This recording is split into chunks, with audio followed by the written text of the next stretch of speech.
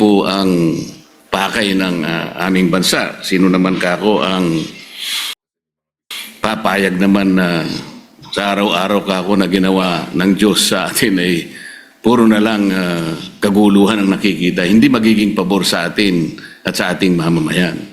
Ang sabi po niya sa akin, Mr. President, na ito po ay gusto ko rin ibahagi sa ating Honorable Risa Ontiveros, Senator Ontiveros, ay yung kanilang kagustuhan talaga maisantabi natin. Yung dispute ngayon.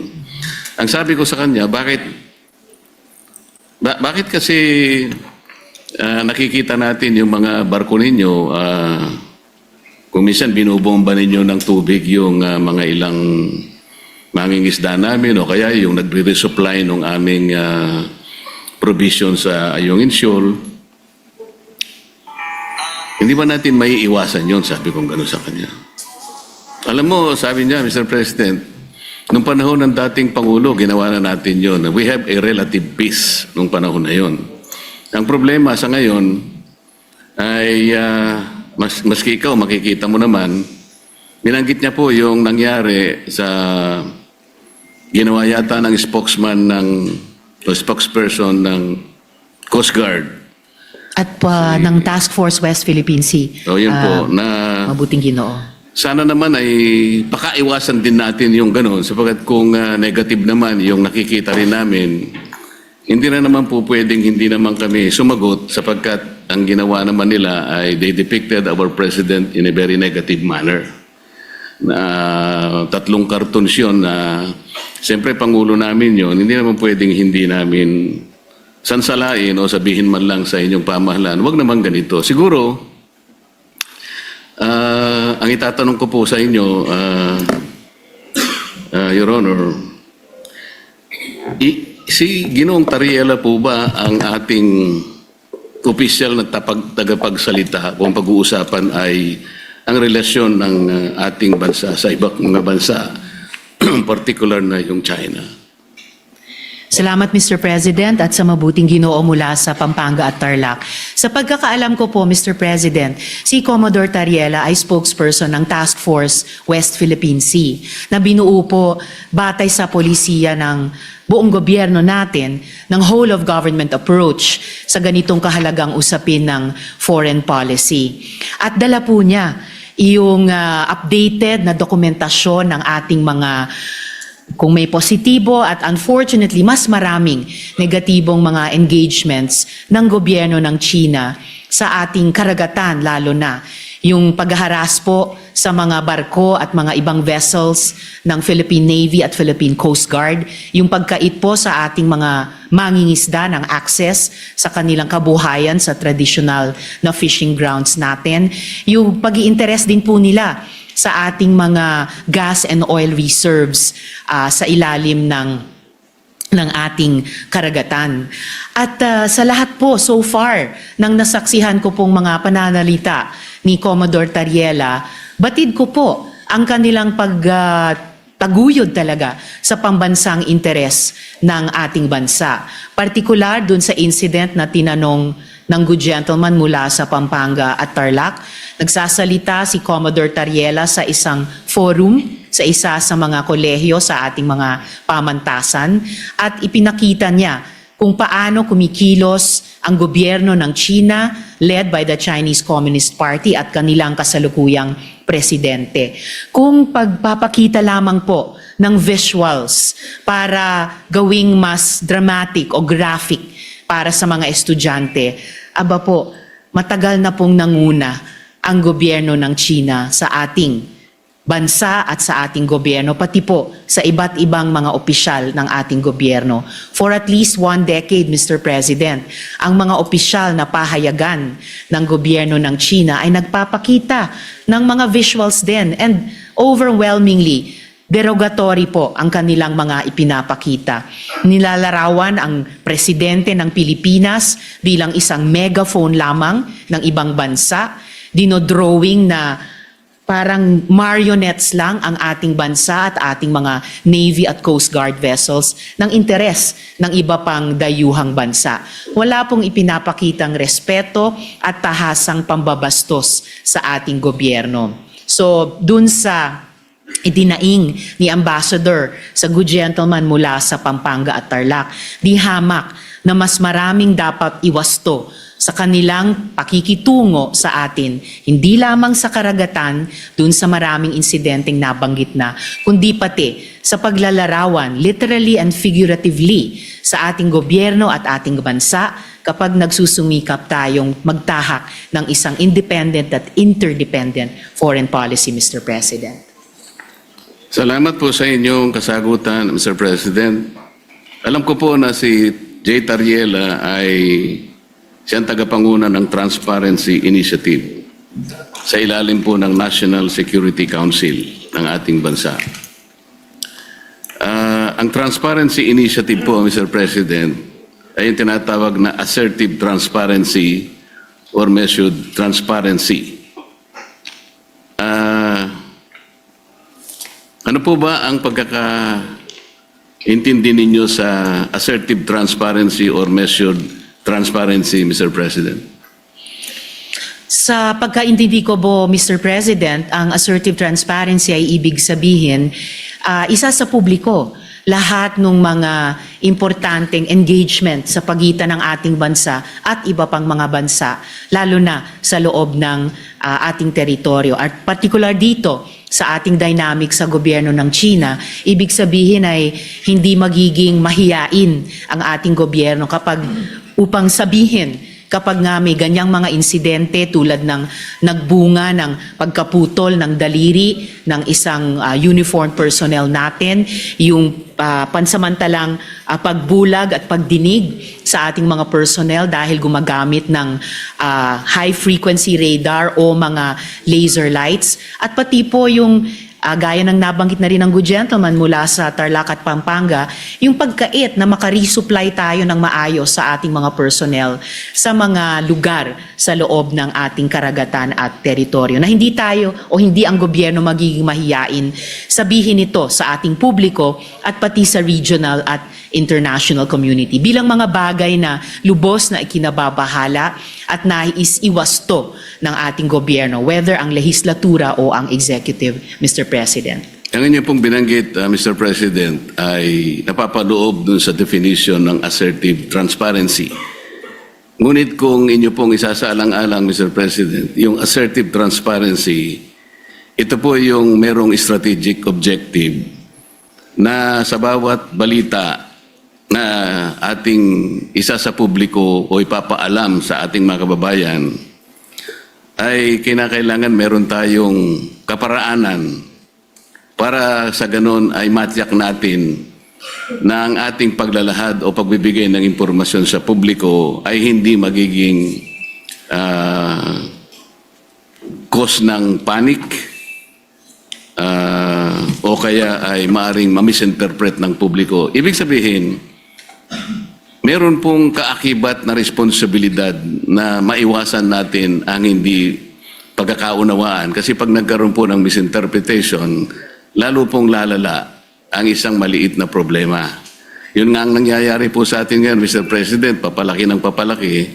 Siguro kung pakakaiwasan pa natin yung mga bagay-bagay, lalong-lalo na sa pagsasalita ni spokesperson Tariela, imbes na po siguro papaliit ang ating problema, baka lalong lumalaki. May kasabihan po kasi tayo, Mr. President, na ang pagkakamali ay hindi may tutuwid ng isa pang pagkakamali. Maaring sabihin natin, may mali ang China. Ngunit, kung halimbawa sa kanyang paghahayag ng mga bagay-bagay na maaring malaman ng publiko tungkol sa mga inaakala nating pagkakamali o ginagawa nilang mali sa West Philippine Sea, siguro yun ay paalam natin sa paraan na hindi tayo makakagawa siguro ng lalo pang mas malaking pagkakamali na katulad po ng ginawa niya. Kailangan po bang gumamit pa siya ng mga cartoon caricatures para ipakita niya ang Pangulo ng China sa isang negative at isang nakakahiyang mga pamamaraan. Alam po ninyo, Mr. President, dito sa ating tinatawag na West Philippine Sea na kinukuwenta nga nila yan, Ito'y halos equivalent ng ating exclusive economic zone. Mas marami pa pong features ang Vietnam na okupado kaysa sa China. Meron din pong features na nasa loob ng ating West Philippine Sea na ngayon ay sinakop o occupied ng Malaysia. Tinanong nga ako ng Chinese ambassador, sana man lang o kaya gusto naming mangyari kung paano nyo pinakikitunguhan naman ang Vietnam sapagkat claimant din naman sila, pare-pareho tayong claimant. Sana hindi naman yung paraan na parang kami masyado naman kaming kontrabida. Yung Malaysia, nandun din naman. Pagpupunta rin naman yung barko ninyo doon, tinataboy din naman kayo. Totoo naman po yun, Mr. President. So, sa ganito pong mga sitwasyon, kaya ko po naitanong kanina, Mr. President, kung si Ginoong Tariela ang pinaka-spokesperson ng ating bansa, kung pinag-uusapan ay foreign relations. Kasi po, ito po, sa sarili po niyang statement, doon sa kanyang panel discussion organized by Strat-based ADR Institute, ganito po yung sinasabi nila, Mr. President. Not every event in the West Philippine Sea is openly released to the public. The info must first go through the Information Working Group. Ito po ay kinabibilangan ng mga sumusunod, Mr. President. DND, AFP, DFA, DOJ, National Security Council at saka yung PCG, ito yung Philippine Coast Guard. Ito po yung National Task Force sa West Philippine Sea. Kapag ka po yung IWG, ito po yung ay na-process na po yung information at nagkaroon ng desisyon na i-release, tsaka lamang po i-release. Ibig sabihin po nito, talagang pinakaiingatan din natin na kahit paano ay makagawa tayo ng diplomatic kings or whatever. Ganun po dapat sana ang magpakaingat sana sila. Lalong-lalo na nga po ay meron na nga tayong problema. Karaniwan po kasi sa mga bansa na merong ganitong disputes. Kagaya po ng sinasaad po ng ating Book 4, Title 2, Chapter 1 ng ating Executive Order 292, Mr. President. Ito po yung tinatawag nating Administrative Code of the Philippines. Pagka pinag-uusapan po ay foreign relations talaga, ay ang Department of Foreign Affairs ang dapat po sana ang opisyal na magpapaliwanag o magko-convey ng ganong klaseng pagpapaliwanag o anumang gustong i-convey sa ating mga karatig bansa. Ginoong Pangulo, masasabi po ba natin na si Ginoong Tariela ay nakikipag-coordinate sa bawat salitang bibitawan niya sa publiko, lalong-lalo na yung sinasabi niya na kailangan informahan ng public? Kiniklear po niya kaya ito sa Department of Foreign Affairs, gayong ito ang official organ ng ating pamahalaan para sa ganun ay maiwasan po natin ang lalo pang pagkakamali? Sa tingin ko po, Mr. President, dahil meron tayong pong presumption of regularity, lalo na sa pagitan ng lehislatura at saka ng executive, opo, nananalig ako na nagko-coordinate si Commodore Tariela, nagko-coordinate ang buong National Task Force on the West Philippine Sea sa lahat ng mga departamento na bumubuo at gumagabay sa kanila, lalo na ang Department of Foreign Affairs. At bilang miyembro ng lehislatura, hindi po ako makikialam kung ano ba ang mga dynamics nila or kung maganda ba or hindi maganda ang kanilang working relationship on any one day or the other. Basta para sa akin po bilang isang mambabatas, meron akong presumption of regularity dun sa pagkilos ng buong National Task Force on the West Philippine Sea and in this particular case, lalo na kay Commodore Tariela. And i-shift po natin o lakihan po natin yung magnifying glass na meron po tayo ngayon. Ang problema po ay hindi kay Commodore Tariela. Ang problema talaga ay sa kondukta ng Chinese government sa kasalukuyang dynamics. Kung sumasakit ang loob nila dahil ayon sa kanila masyado naman silang kontrabida, I'm sorry, in this particular case, sila talaga ang pinaka-kontrabida.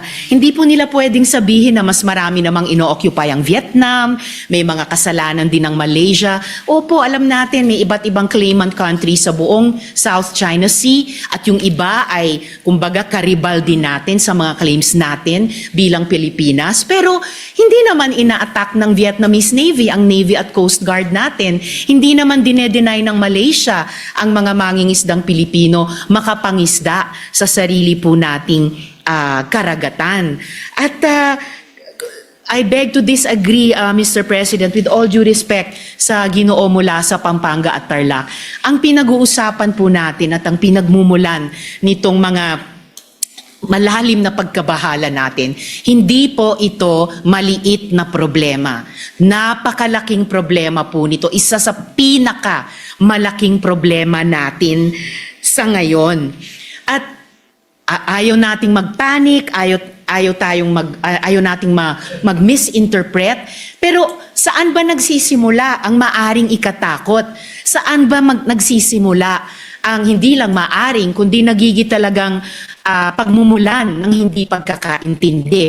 Yun po, in largest part, dahil sa kondukta ng Chinese government laban sa atin, lalo na sa karagatan, at ngayon, gaya po ng nabanggit ko kanina, pati na po sa internet, na kumbaga, sila nga ay nagiging problematic sa atin, gusto man natin pareho na lutasin ito, pero bukod sa ginagawa nila sa atin sa ating laot, sa Navy, Coast Guard, mga mangingisda, sa ating buong sambayanan, gusto pa nila patahimikin kapag may mga pinuno ng gobyerno sa executive man o dito po sa legislature na magrereklamo. Ang tawag ko po dyan, Mr. President, sa ugali ng Chinese government, gaslighting. Sila na nga ang gumagawa ng mali, mamasamain pa nila kapag pinuna ng ating panig, ng ating gobyerno, tayo pa ang may kasalanan at sila pa ngayon ang biktima.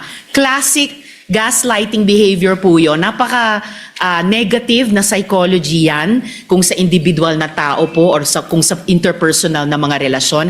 And dapat huwag gagawin yan, huwag gagamitin yung ganyang cheap tactic nila, lalo na po sa foreign relations. Lalo na kung totoong gusto nilang lutasin natin ng maayos ang hindi maliit kundi napakalaking problema nito, Mr. President.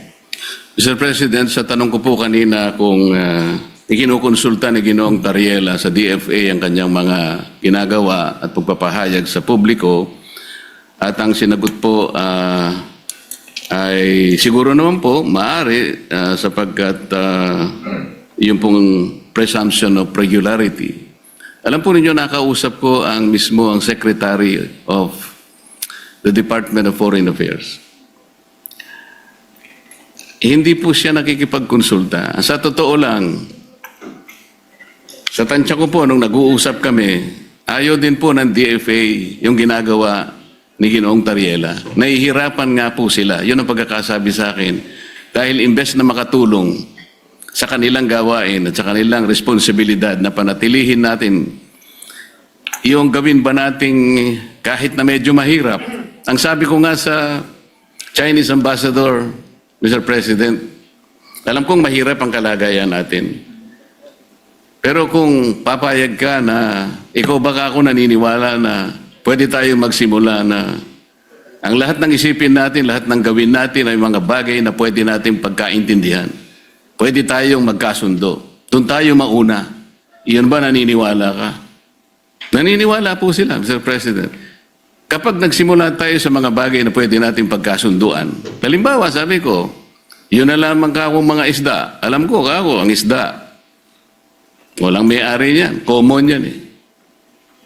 Yan pwede nating pag-umpisahan sa pamagitan ng traditional fishing rights.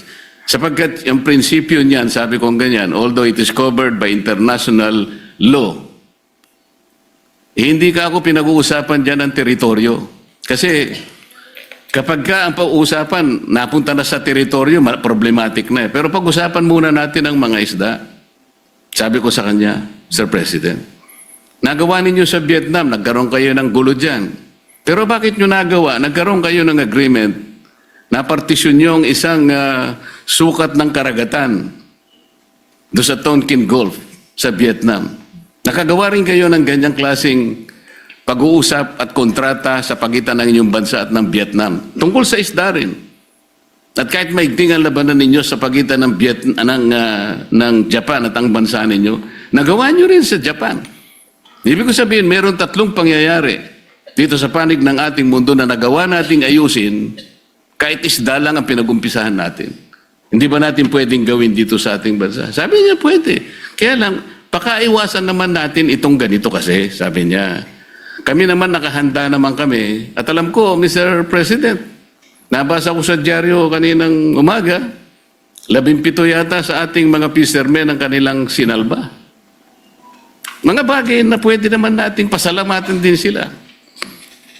Kasi po kung ako po, ayoko din ang ginagawa nila. At sinabi ko rin naman sa kanya ng harapan. Bilang Pilipino, sabi ko, masakit naman ka kung makita ko yung aming mga mangisda na talagang kinakanyon yun ng tubig. Naintindihan naman namin yun, sabi niya.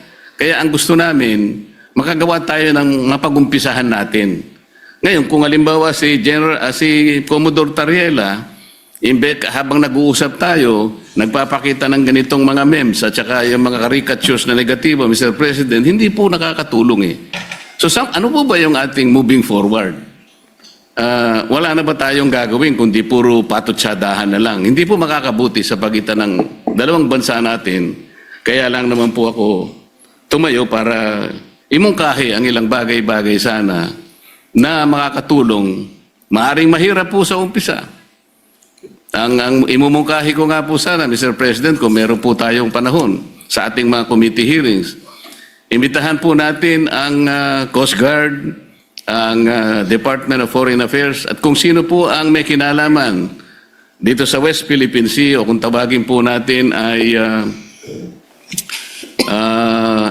Exclusive Economic Zone sa pagitan ng napaloob po sa South China Sea. Para po yung komplikasyon po dito na napakarami, kasi yung batas po natin at yung ating administrative issuance na nangyari sa mga nakarang araw at yung mga ginawa nating batas kamakailan lang, hindi ko nagkakamali 2024, hindi po consistent talaga eh. Lilitaw po meron tayong mga bansa, meron po tayong mga features na inoccupy natin. Labas po sa ating exclusive economic zone. Ipakikita po natin yun. Kasi kung wala tayong masusing pag-aaral, nababanggit ko nga po kung minsan, Mr. President, hanggang ngayon, wala po talagang malinaw na coordinates kung ano ba talaga ang pinaka-area ng ating West Philippine Sea o Exclusive Economic Zone. Siguro magsimula po tayo doon kasi yung iba, misinformation na po yung lumalabas eh. Napaka-komplikado po nito kung pag-uusapan po natin yung mga features na yan at kung ang magiging centerpiece po ng ating foreign policy, ipag-awayin na lang natin ang mga bato sa South China Sea. Palagay ko po nalilihis po tayo. May malaki po sigurong mga dapat pag-usapan at napakalaki ng China, napakamayaman ng ekonomiya ng bansa na pwede po natin sigurong maging siguro kakampi sa mga darating pong mga panahon kung maisasantabi po natin ang mga sigalot na namamayani sa ating bansa. Maraming salamat po, Mr. President. Maraming salamat po sa ating Senator Risa sa pagkakataong ibinigay po sa inyong lingkod. Salamat po.